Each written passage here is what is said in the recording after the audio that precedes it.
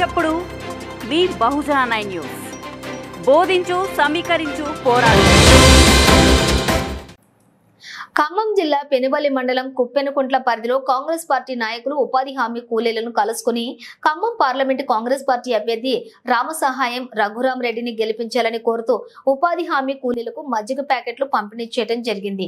ఈ కార్యక్రమంలోని కాంగ్రెస్ పార్టీ నాయకులు పసుమర్తి విశ్వనాథ్, ఆళ్ల రమేష్, గద్దె శ్రీను, రామకృష్ణారెడ్డి, వెంకటేశ్వరరెడ్డి, పెద్దిన్ని మురళి, కవిటి సత్యనారాయణ, కోచిర్ల గాంధీ, పలువురు కాంగ్రెస్ నాయకులు పాల్గొన్నారు.